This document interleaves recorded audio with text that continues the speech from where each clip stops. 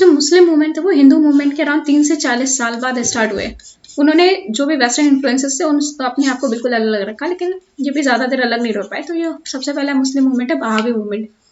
ये कब स्टार्ट हुआ था? ये 1702 से 62 तक चला था वहाबी मूवमेंट। ये था वहाबी मूवमेंट। इंडिया में से वली उल्लाह ने स्टार्ट किया था, इसलिए वली उल्लाह मूवमेंट भी बोलते हैं वहाबी मूवमेंट को। एंड एक कहाँ से स्टार्ट था? ये सऊदी अरबिया से। एक थे अब्दुल वहाबिज्म, वो भी ऐसी ही बातें करते थे, तो वहां से इंस्पायर था सऊदी अरबिया। वो भी 1703 से 1742 तक रहे थे। जो इंडिया में चलता 1702 से लेकर 1762 तक। तो ये बोलता था कि हमें प्योरिटी, ये रिवाइवलिस्ट मूवमेंट था, प्योरिटी ऑफ इस्लाम में जाना है। जो कुरान में लिखा है, जो हादिस में लिखा है, कुरान और हादिस, बस उनको फॉलो करना है और इसके अलावा कुछ फॉलो नहीं करना है। और अगर कुरान और हादिस में कभी कॉन्फ्लिक्ट आता है तो आपको अपना अपना जजमेंट अपने कंसाइंस पे करना है, अपने हिसाब से डिसाइड करना है कि आप क्या सोचते हैं और अपना खुद का जजमेंट करना है। तो ये था वहाबी मूवमेंट इस्लाम में। ऐसे वलीलुल्लाह मूवमेंट भी बोलते हैं। Wahabi movement, Waliullah movement revivalist nature का था। ये प्योरिटी ऑफ इस्लाम, पुराने इस्लाम की तरफ जाना चाहता था। जो चेंज आ गए उनको हटाना चाहता था विद टाइम। तो ये फेमस रहता है वहाबिज्म, सलाफिज्म, इस नाम से वहाबिज्म, सलाफिज्म। तो शाह वलीउल्लाह बहुत टाइम तक ये डैड मर गए, तो इनकी इस लेगेसी को बढ़ाया शाह अब्दुल अजीज एंड सैयद अहमद बरेलवी। शाह अब्दुल अजीज एंड सैयद अहमद बरेलवी। तो इन्हें इसको कुछ पॉलिटिकल कलर दे दिया वहाबी मूवमेंट को। उन्होंने बोला कि होम फॉर मुस्लिम, ये होमलैंड होना चाहिए। इंडिया तो एक है लैंड ऑफ काफिर्स, यहाँ पे कोई धर्म फॉलो नहीं करता है। इसे बनाना है दर उल इस्लाम, मतलब land of Islam, homeland for Muslim बनाना है इसे। ये किसके अगेंस्ट है? ये पंजाब में था ज़्यादातर, सिख के अगेंस्ट, क्योंकि वहाँ पे रंजीत सिंह का एम्पायर था 8040s में। लेकिन ब्रिटिशर्स आ जाते हैं, एनेक्स कर लेते हैं एम्पायर को, तो ये ब्रिटिशर्स के अगेंस्ट स्टार्ट हो जाता है। ये चलता है 8070 से, लेकिन ब्रिटिश क्रश कर देता है वहाबी मूवमेंट्स को, ज़्यादा चल नहीं पाता है। फिर अलीगढ़ मूवमेंट किसने स्टार्ट किया था? सर सैयद अहमद खान ने स्टार्ट किया था 1857 के बाद, रिवॉल्ट के बाद। जो मुस्लिम्स थे उनको जो भी ऑफिशियल पोस्ट थी उनको अलग रखे। ऑल्दो मुस्लिम्स में 25% थे रिवॉल्ट में, ज़्यादातर हिंदूज थे, लेकिन तब भी उनको ऑफिशियल सर्विस में जगह नहीं दी जाती थी मुस्लिम्स को। तो 8070s में थोड़ा स्टैंड चेंज हुआ, जब जो सर सैयद अहमद खान ने बोला कि हमें भी मुस्लिम्स को भी पोस्ट दो आप वहाँ पे गवर्नमेंट ऑफिस में एंड ऑल दैट। तो मुस्लिम मूवमेंट अवेकनिंग स्टार्ट हुआ विद सर सैयद अहमद खान। इन्होंने मोहम्मद एरियंटल MO कॉलेज स्थापित किया, इसे बोलते हैं अलीगढ़ मूवमेंट। और एक रिफॉर्मिस्ट मूवमेंट था, रिवाइवलिस्ट नहीं, रिफॉर्मिस्ट मूवमेंट था। उन्होंने बोला कि हमें भी अंग्रेजों के साथ, इंग्लिश लोगों के साथ कोऑपरेट करना चाहिए और मुस्लिम्स को इसमें अच्छी लाइट में दिखाने की कोशिश की in the front of Britishers. तो ये रिफॉर्मिस्ट मूवमेंट था। तो ये सर सैयद अहमद खान थे, सर सैयद अहमद खान। तो ये थे 1817 से 98 तक।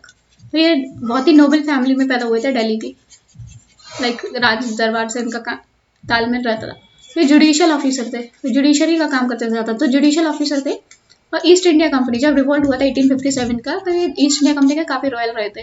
फिर जब 1875 में ये रिटायर हुए तो ये रिफॉर्म का काम करने लगे, सोसाइटी को रिफॉर्म करने लगे। और इनको मेंबर भी बनाया गया। इंपीरियल जो लेजिस्लेटिव काउंसिल थी, हाईएस्ट बॉडी जहाँ पे वाइसरॉय को असिस्ट करते थे, उस काउंसिल का मेंबर बनाया गया। और इन्हें 1888 में नाइटहुड का टाइटल दिया गया। तभी इनको बोलते थे सर सैयद अहमद खान। तो इन्होंने कोशिश की एजुकेशन को मॉडर्नाइज किया जाए। एजुकेशन बहुत ही पुरानी दिल्ली की चल रही थी अभी मुस्लिम्स में, तो उसे मॉडर्नाइज करने की कोशिश की मुस्लिम्स के लिए। और फिर उन्होंने बोला कि मॉडर्न एजुकेशन होनी चाहिए, साइंटिफिक थॉट्स होने चाहिए, रैशनल थिंकिंग होनी चाहिए। तो modern education, scientific thought and rational thinking.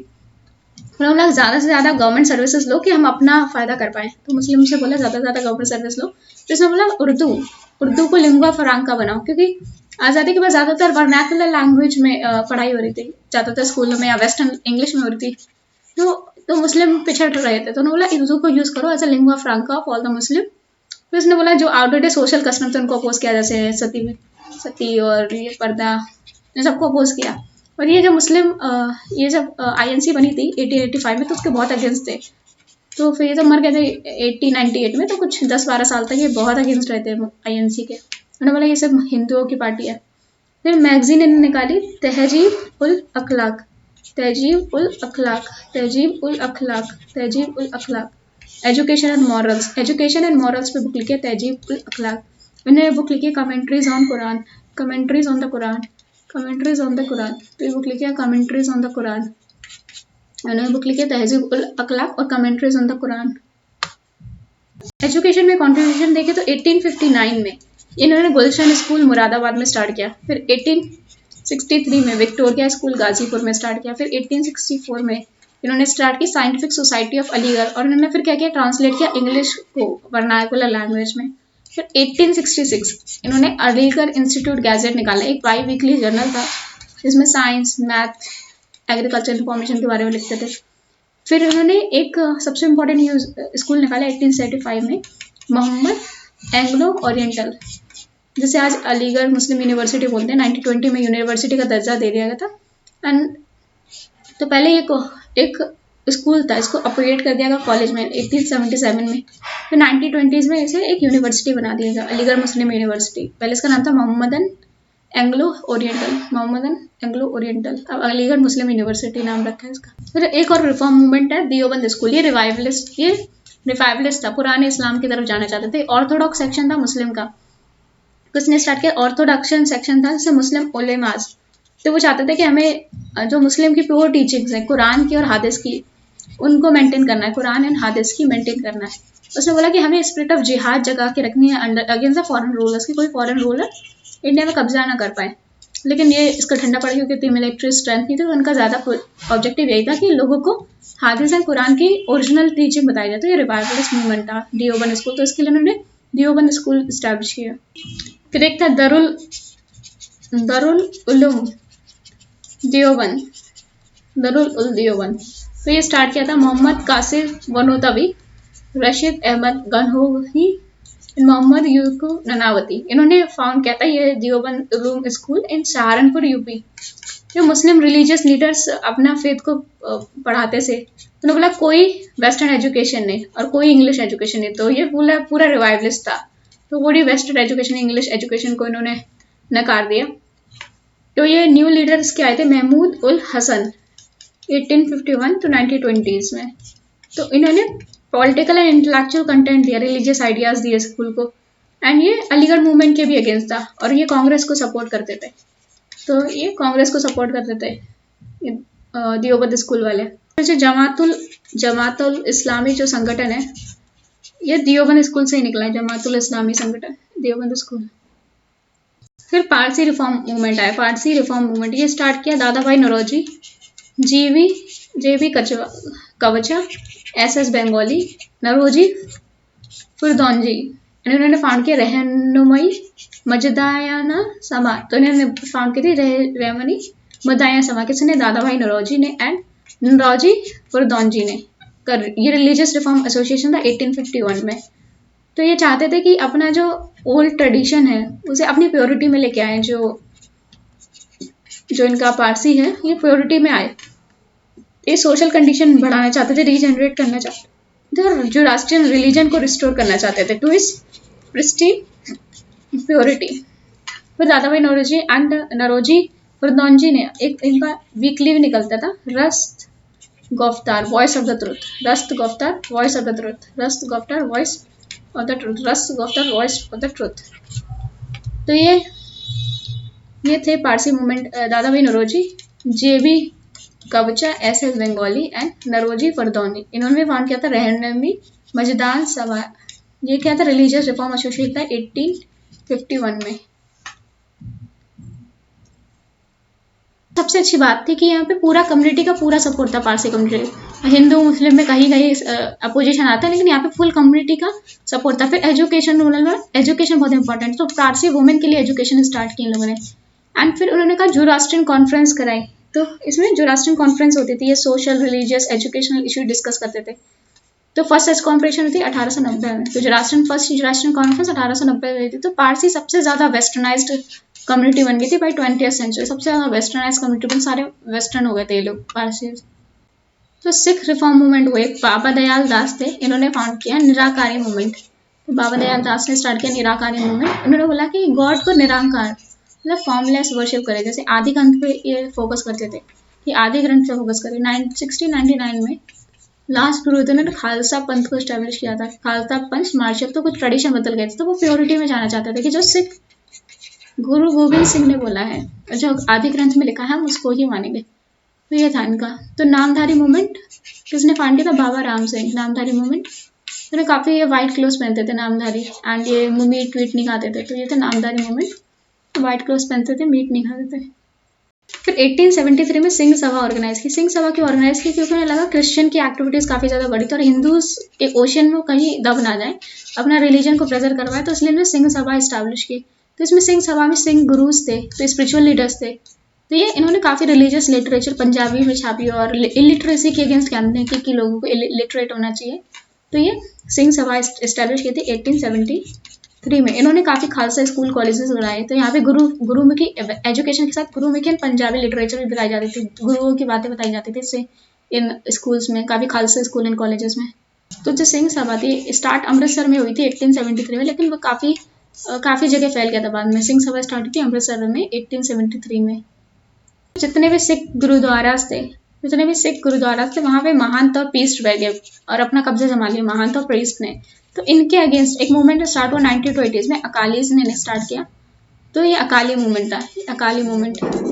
तो ये बहुत पीसफुल जाके गुरुद्वारा में जाके बैठ जाते थे, जब तक ये लोग महंत और प्रीस्ट खाली नहीं कर देते थे। महंत और प्रीस्ट गुरुद्वारा खाली नहीं करते तब तक जाके बैठ जाते थे। फिर गुरुद्वारा को मैनेज करने के लिए बनाया श्री गुरुद्वारा प्रबंधक कमेटी। अब सारे गुरुद्वारों को मैनेज करता है श्री गुरुद्वारा प्रबंधक कमेटी।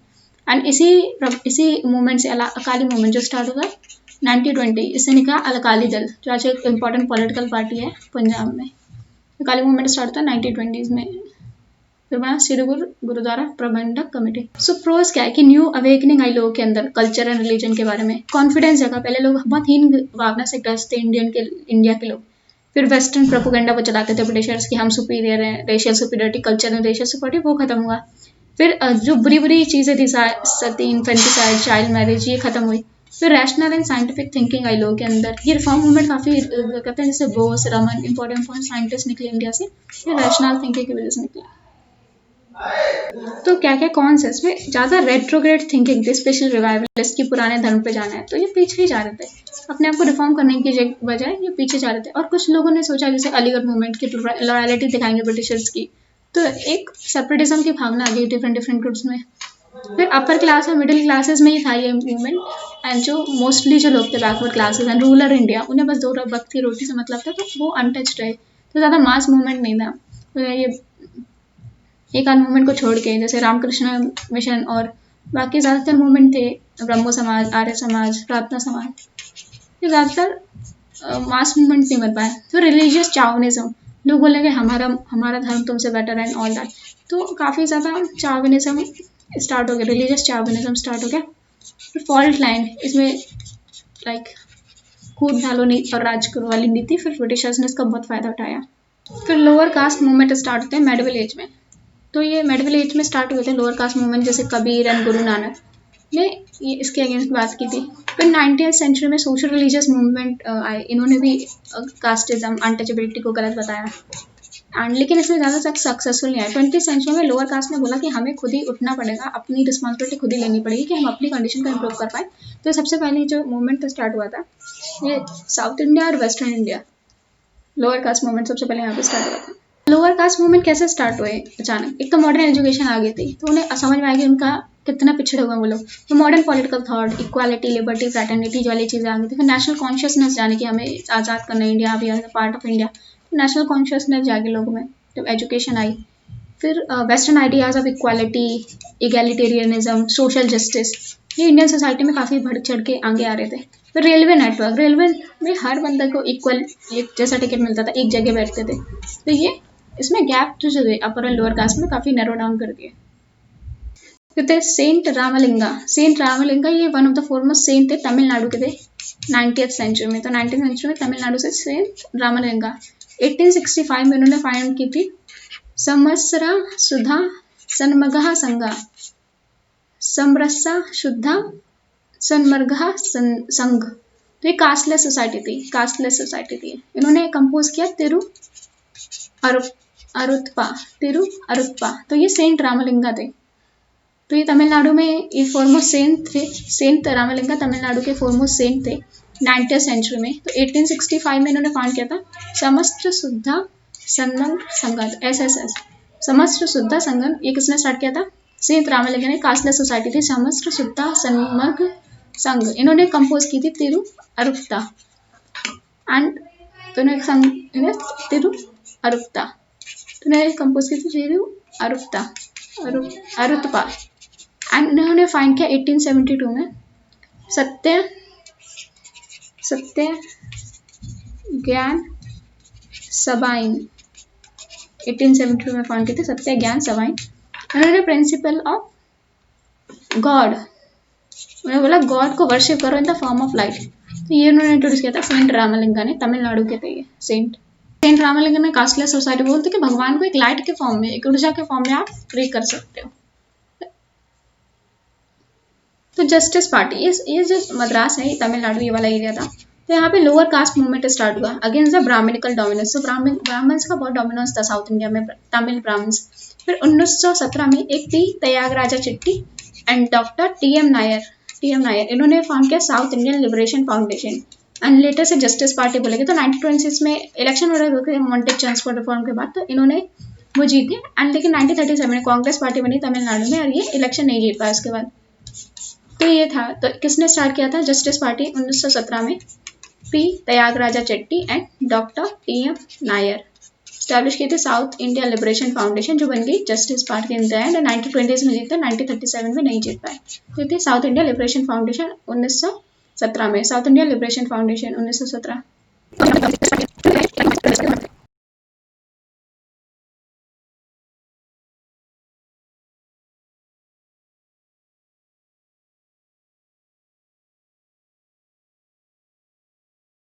टाइम जो नॉन कॉर्पोरेशन मूवमेंट चला था, तो जस्टिस पार्टी उसके बिल्कुल अगेंस्ट थी और ये गांधी को और कांग्रेस के बिल्कुल सपोर्ट नहीं करते थे, बिकॉज ये सोचते थे ऐसे ब्राह्मणिज्म को शो करते हैं। और फिर गांधी की कुछ ऐसी राइटिंग थी जो वर्ण व्यवस्था जाति व्यवस्था में बिलीव करते थे, ऐसा राइटिंग्स है, तो इसलिए ये अपोज करते थे इन्हें। फिर आया सेल्फ रिस्पेक्ट मूवमेंट ये स्टार्ट किया 1925 में। किसने? EV रामास्वामी नायकर ने स्टार्ट किया सेल्फ रिस्पेक्ट मूवमेंट। ये तमिलनाडु में स्टार्ट हुआ था। ये कहाँ पे? तमिलनाडु में स्टार्ट हुआ था self respect movement by EV Ramaswamy Naikar.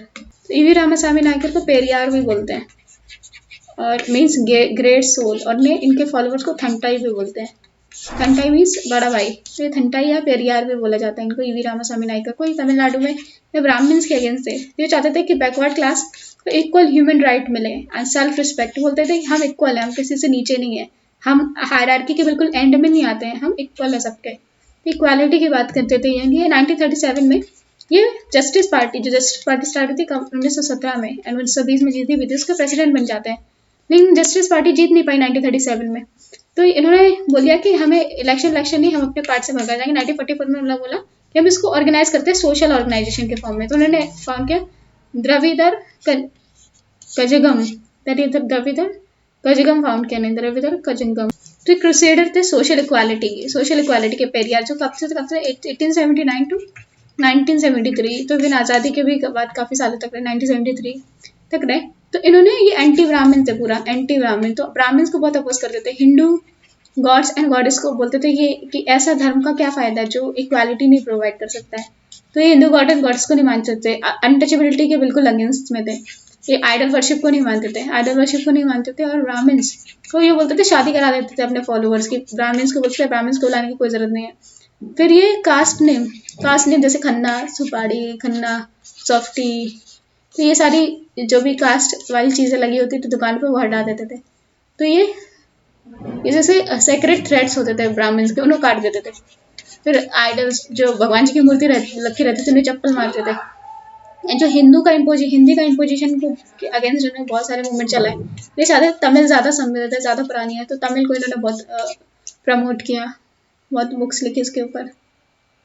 1914 में क्या हुआ, जब आज़ाद हो गए तो साउथ में जैसे बहुत सारे लोग अलग अलग डिमांड करते थे। तो EV रामास्वामी अय्यर ने बोला हमें भी अलग, तमिलनाडु के लिए अलग कंट्री चाहिए।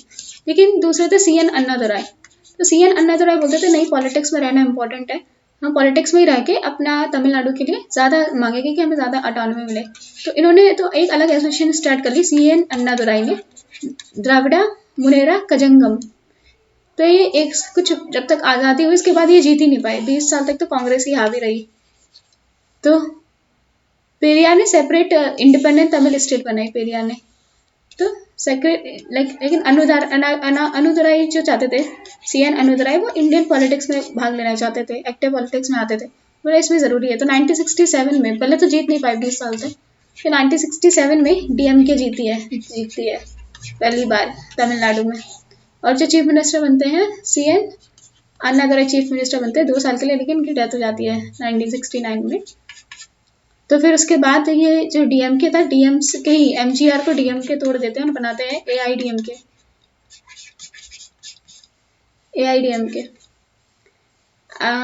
ऑल इंडिया अन्ना द्रविड़न मुजेंगम कजंगम, मुनेट्रा कजंगम। एंड फिर AIDMK के लीडर फिर बाद में बनती है जयललिता। केरला में एक मूवमेंट स्टार्ट हुआ, अभी तो तमिलनाडु के मूवमेंट के, केरला में स्टार्ट हुआ SNDP, श्री नारायण धर्म परिपालन योगम, श्री नारायण धर्म परिपालन योगम। तो इनका था, तो ये SNDP मूवमेंट किसने स्टार्ट किया था? नारायण गुरु ने स्टार्ट किया था 1854 to 1928। तो 1854 to 1928। एंड ये एजवा कास्ट से बिलोंग करते हैं, लोअर कास्ट थी एजवा कास्ट, वहां से बिलोंग करते थे ये नारायण गुरु। एंड इनका ऑब्जेक्टिव क्या था इनका, कि जो कास्ट सिस्टम है उसको हटाना, फिर ऑल कास्ट टेम्पल्स, ऐसा टेम्पल बनाना जहाँ पे सारे लोग जा पाए, हर टाइप के लोग जा पाए। फिर इन्होंने सारे जो हिंदूज टेम्पल्स थे, तो रिचुअल्स जो थे, मैरिज में रिचुअल्स होते थे बहुत सारे, वो सब उन्होंने सिंप्लीफाई किया, फ्यूनरल्स को सिंप्लीफाई किया। फिर उन्होंने अनटचेबिलिटी को बैकवर्ड क्लास कहने लगे, बोले हम अनटचेबल नहीं है, हम छूत वाले नहीं है, हम बैकवर्ड क्लास, हम पिछड़े हुए हैं इसलिए बैकवर्ड क्लास में, हम अनटचेबल। तो ये स्टार्ट किया था नारायण गुरु ने, SNDP, श्री नारायण धर्मपाला परिपलम योगमा। ये जो नारायण गुरु थे ये कांग्रेस को क्रिटिसाइज करते थे, बोलते सिर्फ ये बातें करते हैं, कुछ करते नहीं अनटचेबिलिटी के लिए। एंड फिर उन्होंने स्लोगन दिया था, one religion one cast one God, one religion one cast one God, one religion one cast and one God, one religion one cast. Narayan गुरु ने स्लोगन दिया था, one religion one cast and one God, one religion one cast and one God for Mankind. और ये कांग्रेस गांधी के against थे 1920s में। फिर ज्योतिराव फुले थी, ज्योतिराव फुले सावित्रीबाई फुले की वाइफ।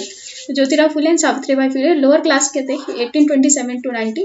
ये लोअर कास्ट फैमिली को बिलोंग करते थे, कहाँ? महाराष्ट्र से, महाराष्ट्र से बिलोंग करते थे लोअर कास्ट फैमिली को।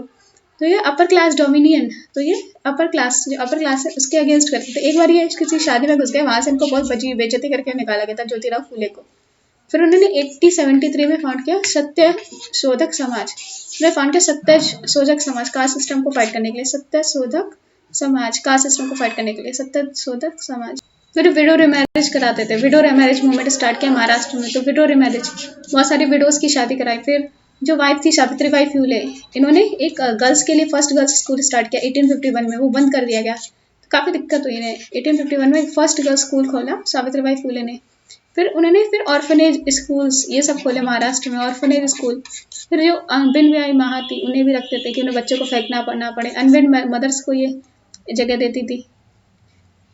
सावित्रीबाई फुले प्लेग के लोगों को बचाते बचाते मर गई, जहाँ प्लेग में अपने घर वाले साथ छोड़ते थे तो ये उन लोगों को मदद करती थी, इन्हें भी प्लेग हो गया और इनकी डेथ हो गई। Doctor BR Rao Ambedkar 1891 to 1956, इन्हें बाबा साहेब बोलते थे। ये जूरिस्ट थे, इंडियन जूरिस्ट थे, इकोनॉमिस्ट, पॉलिटिशियन, ये सोशल रिफॉर्मर। इन्होंने दलित मूवमेंट को इंस्पायर किया था 20th सेंचुरी में। तो ये कास्ट डिस्क्रिमिनेशन के बिल्कुल अगेंस्ट है, सोशल डिस्क्रिमिनेशन जो होता है लोग के साथ, अगेंस्ट अनटचेबिलिटीज। तो ये इक्वल राइट्स के लिए फाइट करते थे। और फिर ये इंडिया के इंडिपेंडेंट इंडिया के फर्स्ट लॉ मिनिस्टर थे, फर्स्ट लॉ मिनिस्टर। और प्रिंसिपल आर्किटेक्ट थे constitution of India, he was principal architect of constitution of India.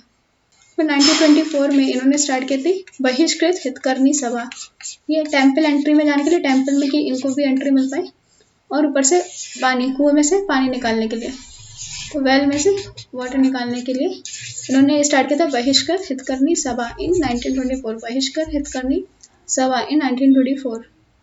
ये 1930s में एंड पॉलिटिक्स में आ गए और जो बोला हमें सेपरेट इलेक्टोरेट चाहिए। फिर 1932 में RTC होती है, फिर पूना पैक्ट साइन होता है गांधी के साथ।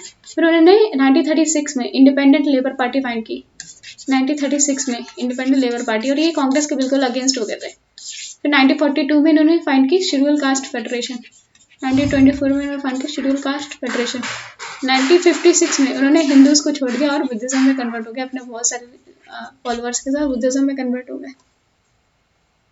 So famous book है इनकी Annihilation of Caste, Who Were the Shudras, and Caste in India, Marxism, Genesis and Development, and Buddha और कार्ल मार्क्स। इन्होंने बुक्स लिखी Annihilation of Caste, Who Were the Shudras, Caste in India, Mechanism, Genesis and Development, Buddha और Karl marks.